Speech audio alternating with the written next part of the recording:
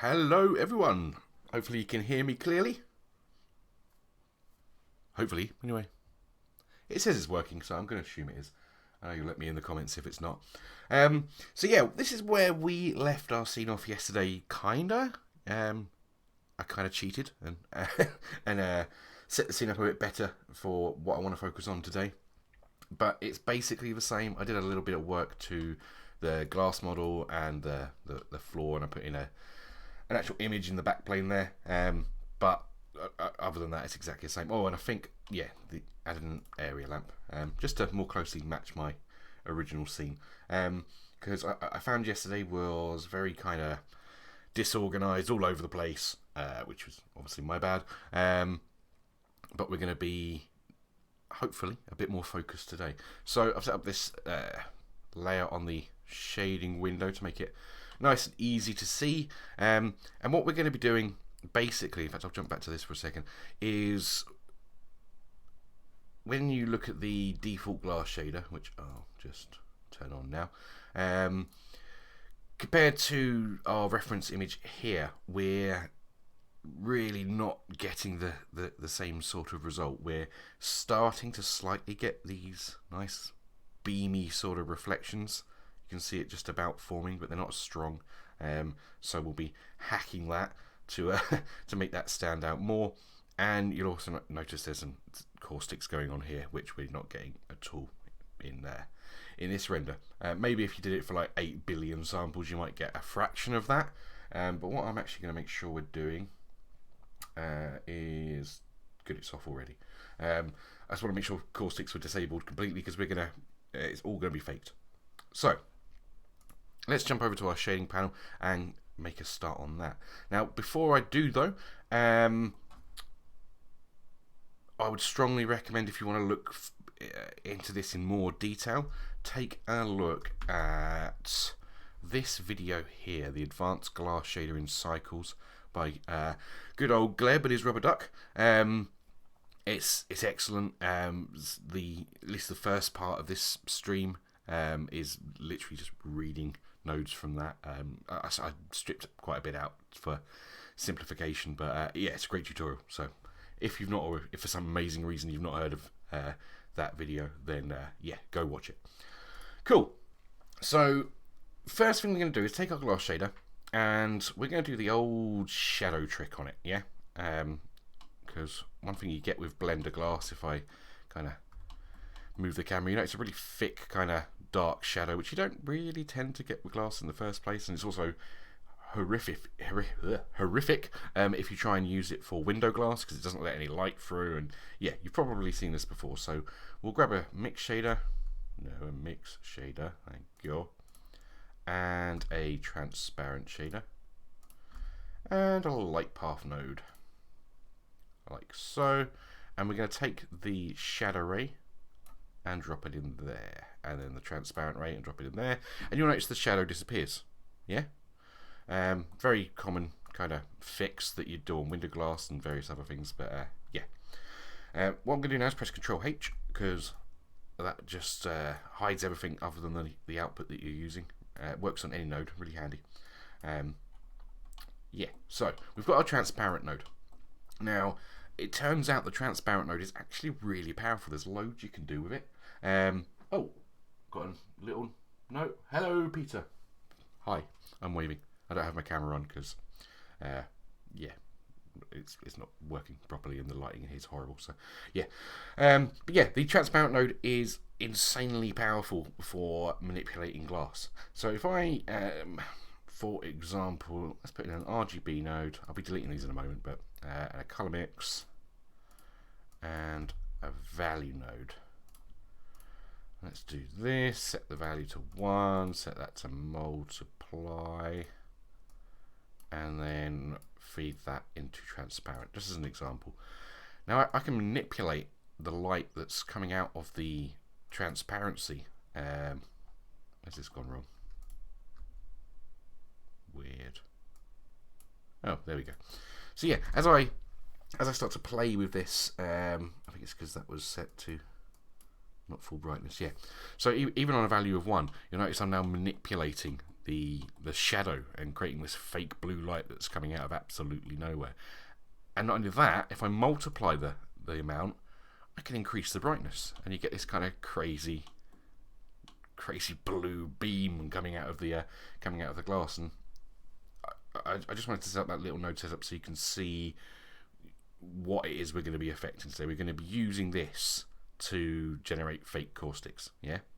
Because all we're essentially doing is saying, alright Blender, if it's going to be a shadow ray, instead of using the glass shader, use a transparent shader, and then because we're manipulating the transparent shader to give out more light than is physically possible, 6 times more light at the moment, and colouring it blue, we're getting this awesome kind of warpy, Star Trek-y looking effect, which is kind of cool. But yeah, that's what we're going to be manipulating today. So let's delete those, and we need to start off with 2 nodes: a geometry, another geometry, and a vector math. Hello, where are you hiding? There you are. I'm going to set this to a dot product. And then we want a normal and incoming. That was it, yeah. So normal and incoming. And then the dot product. Okay. So if I just see what that's doing. In fact, I'll quickly put in a color ramp so we can exaggerate the effect a little. There we go. So let's have a look at what this is doing now. As I start to move around this glass, you'll see what areas are being masked. So the edges are black and the more direct sort of facing angles are white. Yeah, but it's quite different to if you were using like a Fresnel. It's I can't think of the right word, but it's exactly what we need for manipulating glass. So if I use that, create a bit of room. Trying to remember to keep things zoomed in so it's easy to see on like a little YouTube video, which is something I often forget. But what I want to do here is just play with the ramp here to give us a more kind of interesting result. So no, I want that little grey one. Thank you. And I want to set you to black as well, and then maybe have you as white.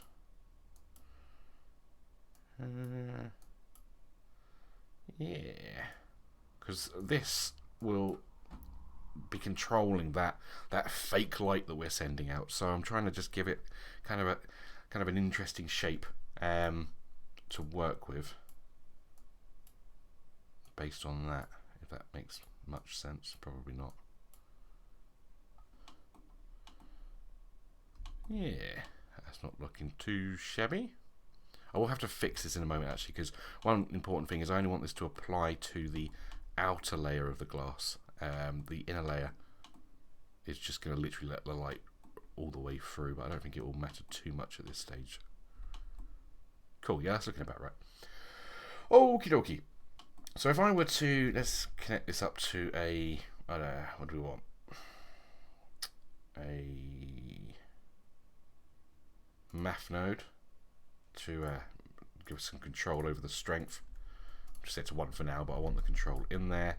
And if we were to then connect that up to, say, a color mix, set to color, just so I can now change the color of this as well if I want. Just basically what I'm doing now is just building in extra controls, yeah. In fact, I'm not going to put the multiplying there. I'll multiply the overall effect at the end. Good. But because we're working in color now, I'll use a mix RGB instead, set to multiply, and then put in a value node. So we've still got the ability to control the strength for this. So if I set this up to blue, and then I can increase the strength of it there. Good. Cool. And what we'll do is we'll feed that into the transparent shader instead, and then turn on the glass shader. So let's see where we are now. And obviously we don't want blue. We're probably going to eventually want, because if you look here, it's kind of an orange colour, and it's the beer doing that. We've not actually put the beer in there, but let's imagine that we've already done that and already got our delicious beer sitting in our glass. Oh, sorry, Peter. Yeah, I just saw your question. All of these streams are available on my channel. There's a YouTube playlist, or there's a playlist on the channel called Streams, and they're in there, so you can jump to them at any time. Cool. So yeah, let's imagine our beer's in there, and we're gonna try and replicate the sort of, you see that sort of orange, that dark orangey sort of colour, and that's about what we've got there.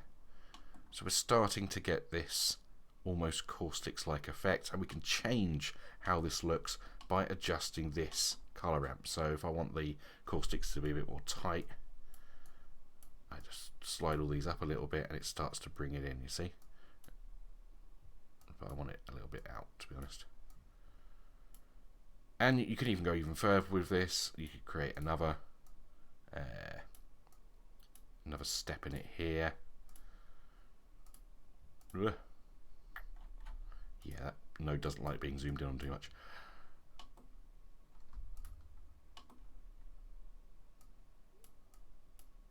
And then yet another one. Which I'll move here and turn black. We'll just see the kind of weird pattern we're creating here. The more kind of weird transition effect you want, that's where you'd edit that in. And that works pretty well. And we can control the strength of the effect here if you want to go kind of crazy, or even if you want to see exactly what you're doing before you get the value right, you can just crank it up a little bit. So that's what I'll do for now. I'll leave it on 2 just so we can see what we're doing. And we're starting to get a nice little effect. The only problem is it's too linear. It's just this big beam of light coming out. So what we'll do next is limit that effect down. Again, using total fakery. Let me just hide the outputs on that, and then I want to input a texture coordinate node. Do I need a mapping node? No harm in putting it in, I suppose. And a noise texture, and let's have a look. So we're going to use this to break up our effect. Now what I tend to use noise textures based around the object, because if I go down a little bit, again I'll use a color ramp to increase the contrast so we can see what we're doing. That's not really working, is it? Why are you not working? I have to go higher. Cool. Okay. When you use a noise texture with object, it doesn't get stretched. If you use it with generated coordinates, the scale, obviously the scaling goes quite different, but you'll notice it's kind of stretched out. The noise texture's stretched. But for this particular use case, I actually think that looks good, so I'm going to use that. Let's just up the scaling a little bit, up the detail, about 8 or maybe 10. Yeah, I'm going to lower this down a little bit, lower the contrast of it, and then essentially all we're going to do is mix this in with the output of the weird little setup we've got here. I don't know what to call it. So I'll set this to mix, and I'll just set that bottom value to black, and then we'll use that as the mix factor. So now if I look at that, you'll see what it's doing. Yeah, so it's breaking up our really thick fake caustics mask thing and adding in a bit of variation. So when we look at the end result, we start to see the light getting broken up a bit. Yeah, and I think that looks pretty groovy. What we do want to do though is continue to play with this. I think I want to go a bit higher, maybe 12, and maybe increase the contrast a little bit. Where can I actually see when this is going to kick in? Ah, there we go. See how we're getting this kind of like nice funky pattern now? Just gives that impression of caustics. And the good thing is it reacts to the light that's coming. So if I were to grab that area lamp wherever I've put it and move that around, you see how it's still it's still casting the correct shadow and generating this kind of caustic effect. Actually, looks really kind of nice. If I jump back to our camera view, it's it's bordering on believable. I'd want to probably adjust the location of the noise a little bit, and try and get a little bit more close to the edge there. But yeah, I think that'll work nicely for what we need. Hold on, I'm just looking at my notes here for the next step. I know the professionalism's amazing, isn't it? And cool. So yeah, pretty much the same. Okay, ignore me. Okay, so we've got our fake caustics pretty much in place, I guess. So let's keep this nice and neat, because this shade is just going to get more and more complex as we go on. So I'll grab all of this stuff except the glass. I don't want the glass, and I'll grab that and put it in a frame. And this is our fake caustics, so let's call it that. Nice.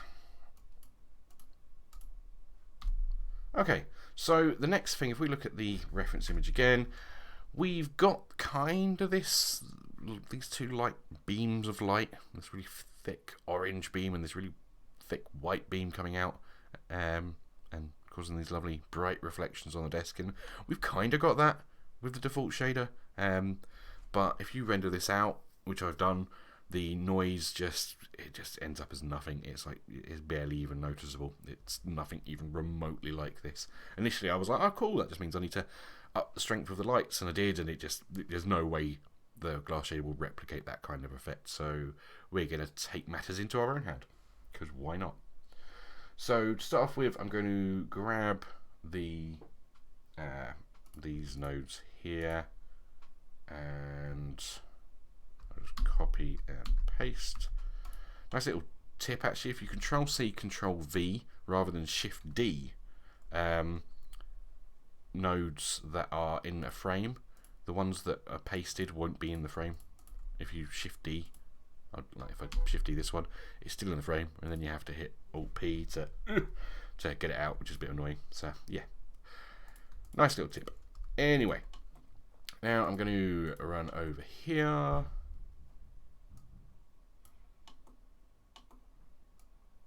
And connect up another color ramp. Awesome. Now this one, I'm going to flip the effect over. I think you can already see where this is going. And I'm going to bring in this black level and then up the white. So this mask is just going to be the edges of the glass, because that's the bit we want to focus on at the moment, okay? Awesome. And then what I'm going to do is I'm going to mix it with a color mix. And in fact, let's just dump it straight into a transparent shader again. Transparent. Like so. And then I'll add in another mix shader. And then bring our result from over here into that. And I'm going to need another light path. So this one is going to be slightly different. I'm going to set it to, I believe it needs to be a, hold on a sec, confirming my suspicion now. Yeah. Right, so this one is going to only affect the reflection ray. Okay. So you'll notice now, if I hide that, ooh, we're starting to get messy. So yeah, if I mute, that's where we were before. You see this light's coming in, and then when I mute it, we've got absolutely nothing, which is a bit disappointing. However, if I grab a mix node and set it to multiply, and then input a value to multiply by, and scale that up, aha, we now have our rather thick reflective light coming out, and I can do whatever I want with that. I can set to 50 if I want and go completely over the top. But we've replicated this sort of effect that we're after. Got a bit of extra light creeping in there. I can probably fix that by tightening up this a little. No, I don't think so. Yeah, maybe with a bit of tweaking you could get it just right. It's also possible, because obviously this is based on the light that's coming in and the light that's being reflected. It's not completely faked or anything. So some of this might be to do with the actual lighting that's coming in, which is why it's off to this angle. So yeah, it's pretty close. But it's white, which yeah, that's not what we want. So we need to build in another layer here. Another set of nodes, I suppose. Set it to color like we did before, but for this one, but just to demonstrate that we've now got control over the color. Yeah, see. So I'm going to really go fake here, and this wouldn't work from any other angle. The trick we're about to do now, it only works for this shot. This is the shot I care about, so that's fine. I'm going to add in a gradient map. You can probably guess what I'm going to do at that point. Is that going from left to right? Can't even see. Converter, color ramp. Oh, kinda. I think I need to rotate it.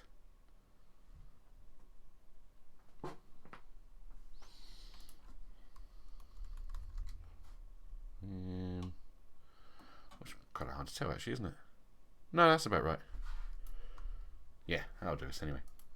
Okay, so we're going to use this gradient map and the color ramp to color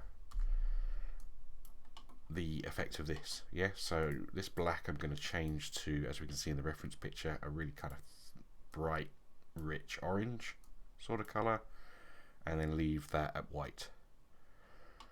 And I'll feed that into there and connect it up. And yeah, we're getting there. The orange is perhaps a bit too... maybe we need more strength though. Yeah, that's probably a bit overkill, isn't it? Maybe 10. Because we want this thing to pop. And yeah, I suppose we're going to need to do a render. It's hard to tell how it's going to look when it's finished. But we definitely do want it to pop. Let's try 8. So a bit less saturation in this orange. Yeah, it's getting a bit more like it. And leave the white as it is. What I probably will do though is set this to... what's a good one? You know what, I'll just drag them in a bit. Yeah, that'll work. Cool. Awesome. So we'll call this, I don't know what you'd call it really. Fake reflections? No, it's not really the reflections, is it? Fake refracted light?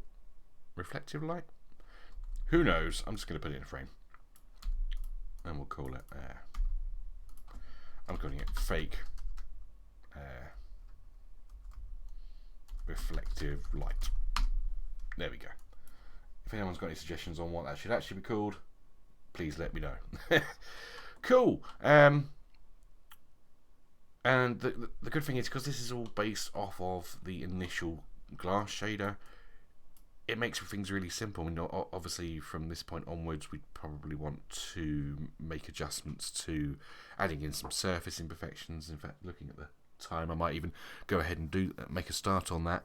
But the actual glass shader itself is completely accessible. The normal roughness and normal inputs will still work in the normal way. All we're doing is doing some tricky sort of sneaking around with the light passes after the fact. We're not creating this complicated glass shader, and we've got control of every little part of it along the way. Which yeah, I find it's a really nice way to work. And once you get the hang of it, it's actually not too bad. But this is a perfect example of the problem with the caustics work regardless of the angle and the light. That's nice and reusable. the fake reflective light, it's so shot specific because as I start to move the camera around, we're still getting those effects. Yeah, they're not exactly the same, but they're pretty close. So it's definitely not an all-in-one solution where you could copy and paste this onto other glass or anything like that. It's you have to get it right for the shot. But who cares? If you get a nice end result, then you're on your way to winning, aren't you? So what I do want to do though at this stage is separate out my glass, because this effect is going through 2 layers of glass and that's not really what I want. So I'm going to rename this material to be pint glass outer, and I'm going to create a new material and call it pint, if I can learn how to spell, inner. There we go. Okay, I'm just going to jump to my other view for a second, and let's have a look at the glass model. Cool. As you can see, it's a bit different to yesterday's, as in the little lip, and remove some loop cuts and put in some UV edge splits and stuff, just to make sure we could not have to muck around with it today, because that was not fun yesterday, in my opinion. So let's just grab the face select and select just the outer bits. Yeah, it's working. So we want that bit and that bit to be the outer, and in theory everything else will be the inner. I think it's still trying to it's kind of grabbing that bottom bit. Is there any way I can tell it not to do that? Well, let me invert this first, I suppose. Select, invert, and then I'll just grab these last bits manually.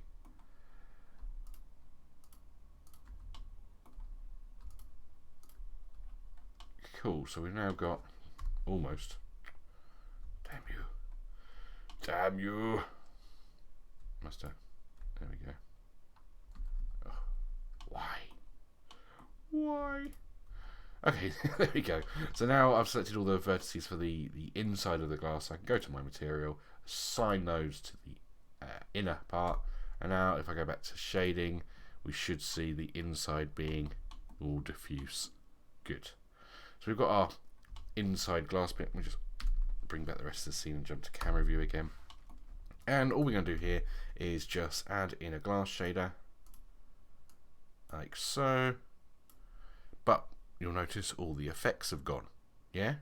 Well, maybe not all of them, but it's certainly having an impact.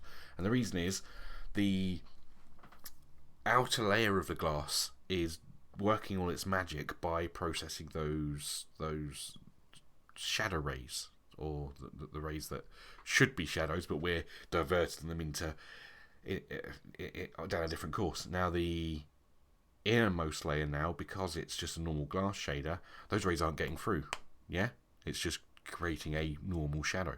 So what we need to do is let the light pass through the inner layer of glass, so it's just the outer layer of glass that's creating the effect. Hopefully that makes sense. So yeah, light path, shader, mix shader, transparent shader, and then a shadow ray, and then our cool sticks and everything else should magically come back. Yes, they do. And we've now got 2 separate materials to work with, because for the sort of finished result, we're going to want to create this nice kind of build-up-y foam sort of stuff on the inside, whereas on the outside we're going to want, like, I don't know, smears and smudges, maybe a fingerprint, and that's separated it out so we can do that. Now you might want to make some vertex groups. Yeah, it would be it would be a bit easier. I'll tell you what, we'll probably have to do is make quite a few UV maps for all the different textures. That's how I did it on my first run around. I think this time I'm going to try and work off one UV map and just use mapping nodes to change the scales. But yeah, I'll see how that goes. It's only half past. I've got a little bit of time, so I'm going to start on the exterior imperfections before running off a render to see where we are. In fact, no, I'm going to run a render now and use this opportunity to have a quick drink. So, yeah, resolution's all good. Samples are probably too high, actually. I thought I'd have to go pretty high with glass, but because we're faking so much of it, you can actually get away with quite a bit less. I'm going to set this to 12, 2, 4, 12, and 12. Yeah, that's had no impact whatsoever as far as I can see, and should speed things up, so cool. So let me just run a render, and then I'll mute the microphone for a second, and I'll be back in just a moment.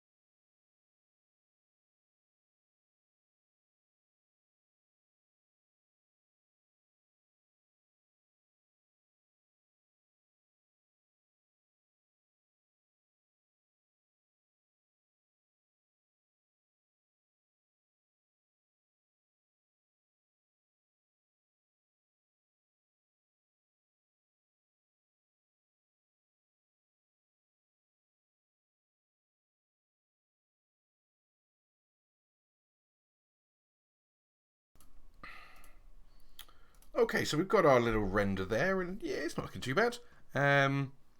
The things I'd like, I'm not quite sure why this area is looking quite so dark.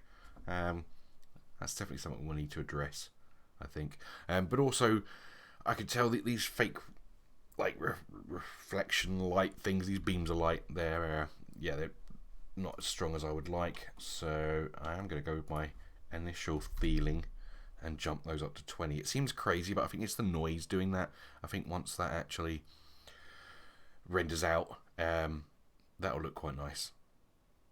It definitely looks over the top in that image, but I think it'll be fine. So the next steps I want to get through is adding some imperfections to the glass. Yeah. So for that, I'm going to be using textures that I can't share, because once again I use polygon textures because I work there, so it's kind of my default. I've got like this folder on my storage drive that's got pretty much every polygon material on there. It just makes sense for me to go grab them. But if you don't want to use those, a lot of these can be either replicated procedurally or free kind of equivalents can be found. Though with imperfections it is tough, I've got to admit. I found it really hard to find any good surface imperfection textures that are free. But yeah, that's CG for you sometimes. Okay, let's start with some general dirt wipes. This one here. Now, when you're working with Blender, I find typically the excuse me. Let's hope that's not coronavirus.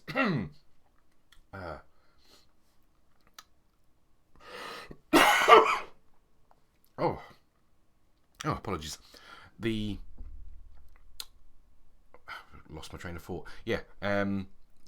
there's two types of surface imperfection mats, especially on Polygon. You'll notice there's the white marks on a black background, which is perfect for Blender, and then you get black ones on a white background.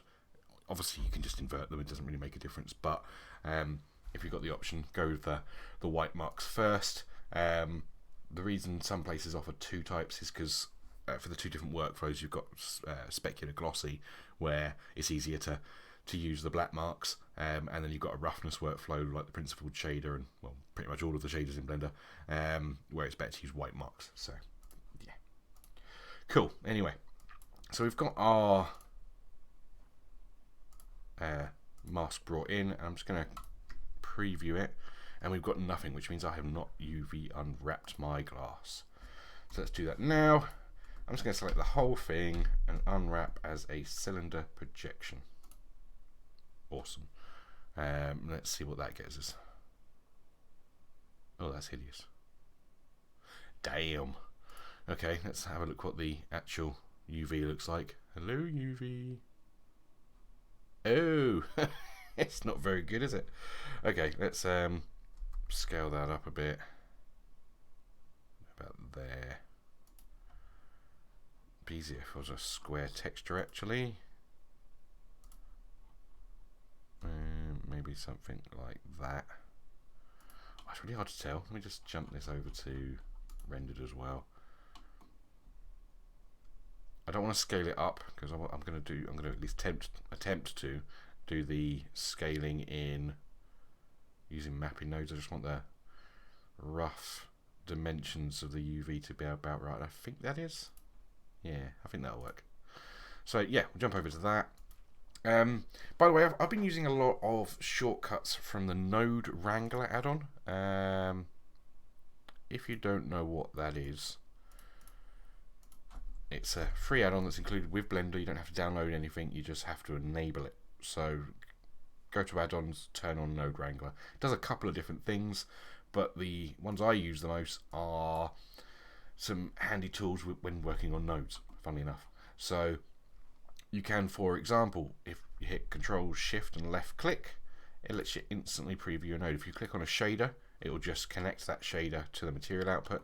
If you click on something that isn't a shader, like that color ramp, it will connect it to an emission shader, a temporary one, and then feed it out. So it lets you quickly Control Shift left click all over the place and preview exactly what your nodes are doing. It is fantastic. If you don't use it, start using it. But one of the other things it can do, if I go back to my texture here, if I hit Control T, it will automatically bring in a mapping node and a textual coordinate node. In a similar way, if you're on a shader and you hit Control T, it will bring in an image texture and a mapping node and a texture coordinate node. So yeah, super useful. But getting back to my dirt wipes here, let's adjust the scale a little bit.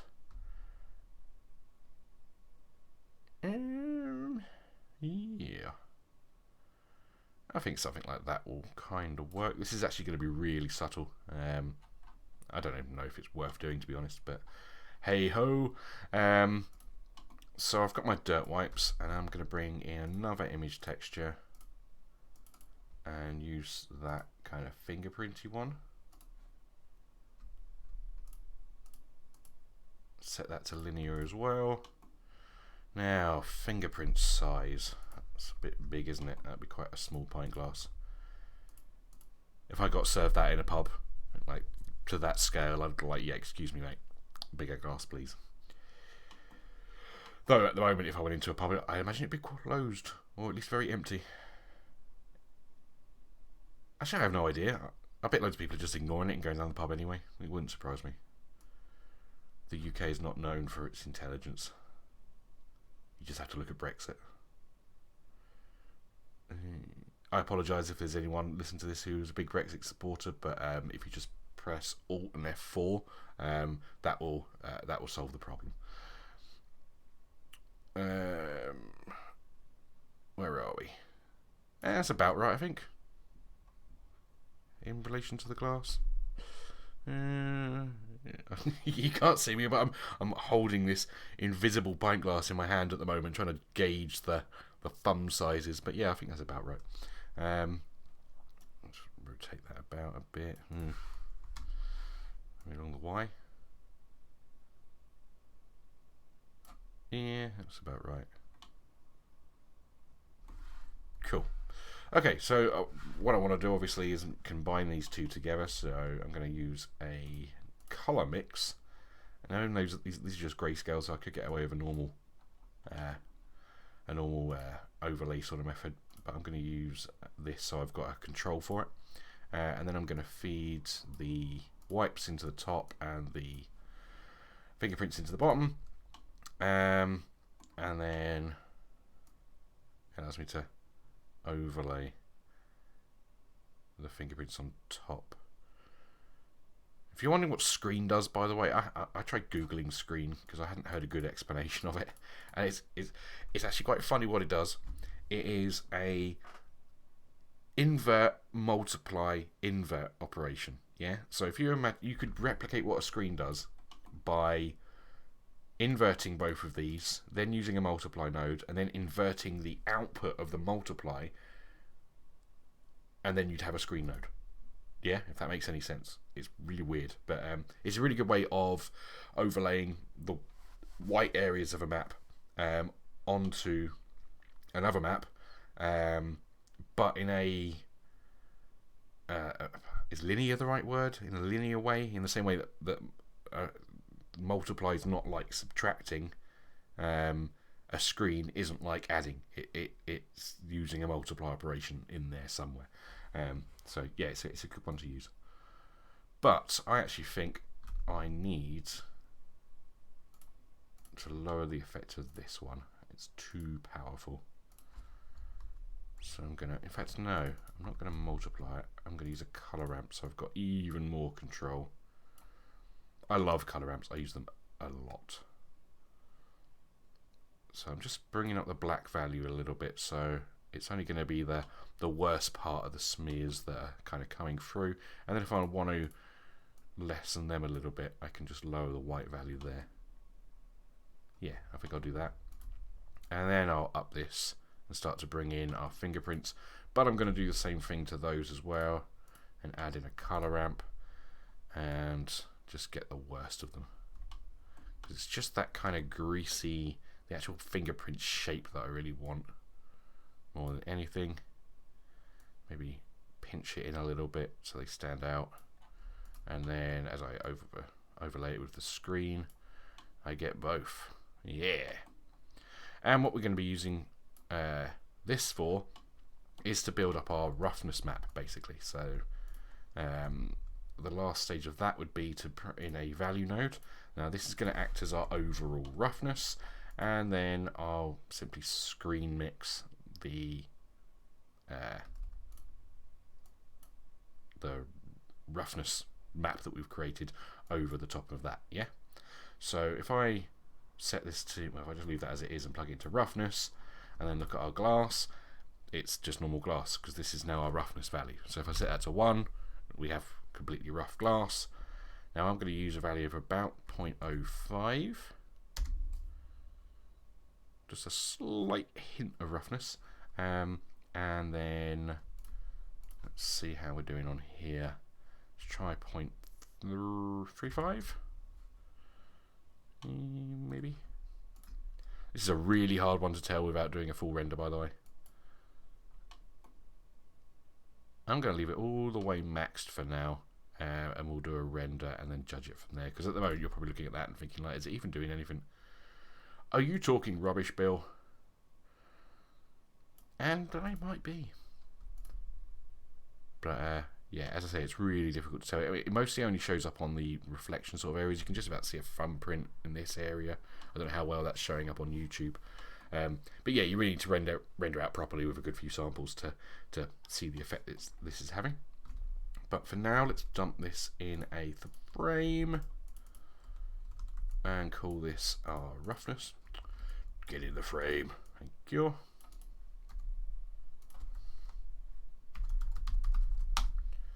Okay. So, one last thing I want to do. And this is a weird one, but I like it. Now, have you ever looked through glass and kind of seen how the background or the light that you're looking through the glass can get kind of distorted, especially if it's a relatively cheap glass, or but basically like a pint glass. At the moment, if I look through this glass, what's behind it looks almost the same. You see? You're just pretty much seeing straight through it. And when I look through a pint glass, maybe it's because I've had too many of them, and my eyes are misbehaving, but everything's getting quite distorted, and that's not what I'm seeing here. So we're going to do a quick fake interior imperfection thing, yeah? That made so much sense. So yeah, let's grab two value nodes, and these will be our index of refraction values. So glass by default about a 1.4, and I'm going to set this one up to about 1.6. Okay, and then I'm going to grab a noise texture like so, and this one I do want to be using an object node. I don't need the mapping node there. There we go. And let's just up this so we get a kind of pattern like that. Add in a color ramp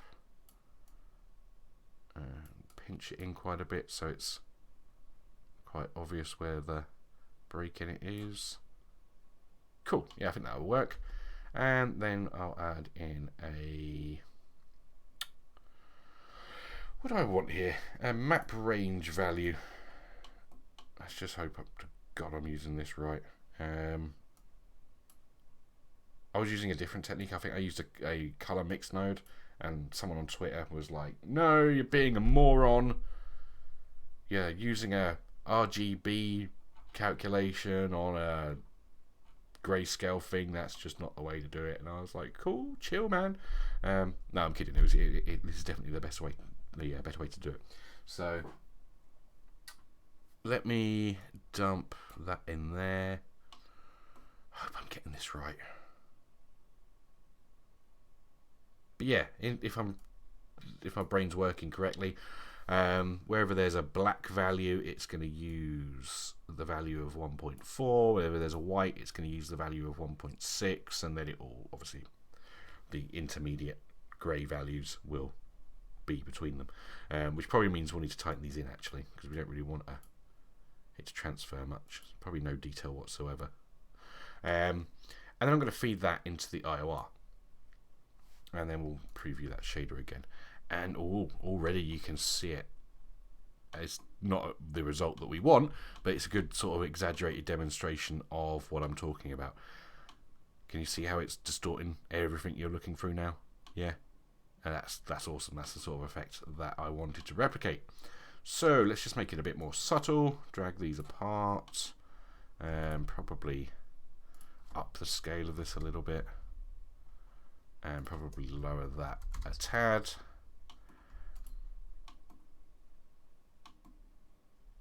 Nice. Now, the more accurate way to do this, I wouldn't be surprised if someone's already typing this, like, no, Bill, no. The way that's recommended to do this, because what typically causes this effect is actually to do with the thickness of the glass. So the more accurate way to do it is to create a bump map. Yeah, and feed it into the normal channel.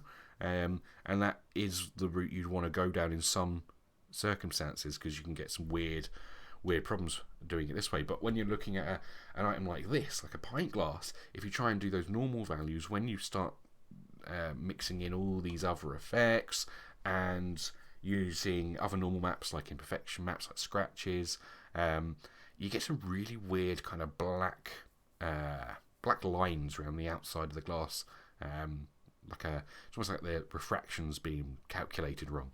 Whereas this method that I randomly smooshed together on a lonely evening, it actually works really well and does pretty much the same thing as far as I can tell. But yeah, it looks pretty cool. I like that.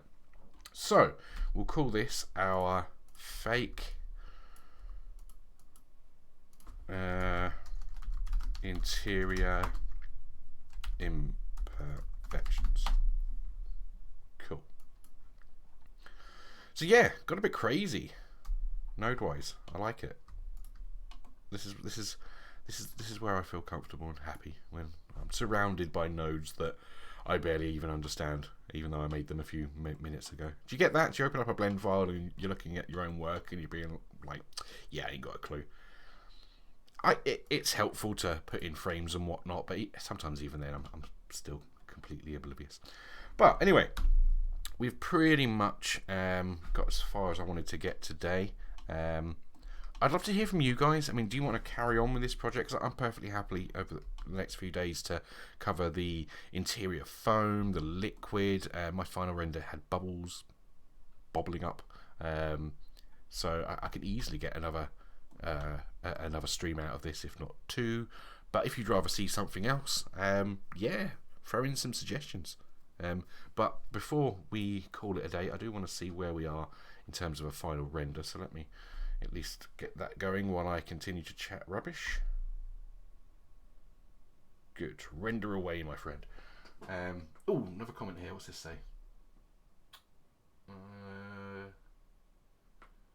And yes, Peter, I know you're a Blender, Pete, but hi, how you doing?